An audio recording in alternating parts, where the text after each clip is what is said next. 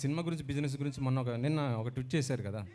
Cinema అదే business అనేది కొద్దిగా ఇంటర్నల్ ఇష్యూస్ అవి బయట పెట్టకూడదు, మాట్లాడకూడదు అన్నారు. మీ నైజాం రైట్స్ వాటి గురించి పెట్టారు కదా మీరు. అంటే నాకు వచ్చింది సార్. కానీ ఈ మధ్యలో జర్నలిజం ఇన్వెస్టిగేటివ్ జర్నలిజం అయిపోయిందండి. ఒక క్రిమినల్ ఇష్యూకి మీరు ఇన్వెస్టిగేటివ్ జర్నలిజం చేసి బయటపెట్టడం వేరు, ఒక ప్రైవేట్ బిజినెస్లో ఇన్వెస్టిగేటివ్ యాటిట్యూడ్ వేరు. సో అలాంటివి చేయొద్దని పెట్టినానండి. అంటే నేను అనేది ఏంటంటే ప్రతి ఒక్కరు కూడా సినిమా రిలీజ్ అయిన తర్వాత కలెక్షన్స్ ఏమంటే చెప్పేస్తున్నారు, పెడుతున్నారు. మా సినిమా ఇన్ని కోట్లు కలెక్ట్ చేసింది అనేసి. మొన్న కల్కి ప్రభాస్ గారే దాదాపు 1100 కోట్లు వసూలు చేసిందని ఆయన గర్వంగా చెప్పారు కదా. అది పబ్లిక్ ఇన్ఫర్మేషన్ అండి. అదే సార్, అంటే మా డీల్ గురించి పెడుతున్నారు. మా డీల్ తెలియదు కదా మీకు.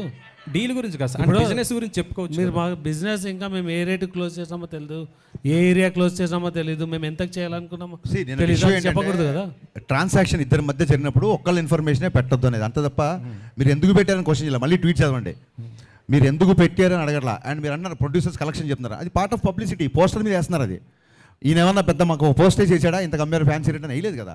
సో ఇద్దరి మధ్య ట్రాన్సాక్షన్ జరిగినప్పుడు ఒక్కళ్ళ మాటని ఎందుకు గట్టి పట్టుకుంటారు అన్నది అక్కడ రైజ్ లీక్ చేసినందుకు కాదు మ్యాటర్. అక్కడ హరీష్ గారు మీకే ఈ రీమేక్స్ ఇప్పుడు ఆపేస్తారా, లేకపోతే ఇంకా కంటిన్యూ ఇలాగే రీమేక్స్ చేస్తుంటారా?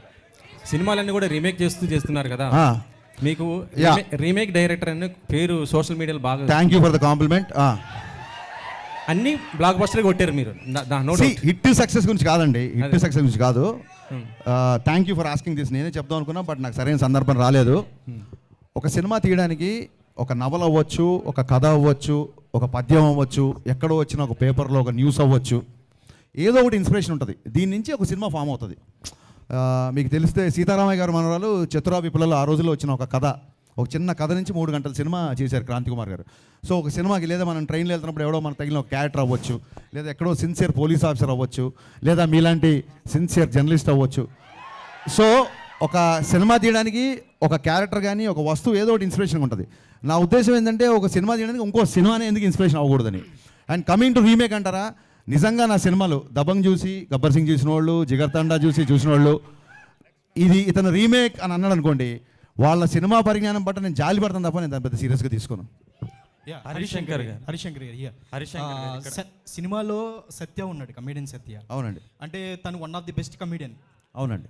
బట్ ఎప్పుడు ఎక్కడ బ్రేక్ వచ్చింది లేదు, సరిగ్గా పోర్ట్రేట్ చేసింది కూడా లేదు డైరెక్టర్స్. సో మీరు మీ సినిమాలో కరెక్ట్గా పోర్ట్రేట్ చేసే అవకాశం, ఎలాంటి స్కోప్ ఎక్కువ ఉంది సత్య సార్? ఆయనకి బ్రేక్ వచ్చిన సంగతి తెలియదు. బ్రేక్ నాకు వచ్చింది అంటే అతనికి వచ్చిందని నేను నమ్ముతున్నాను.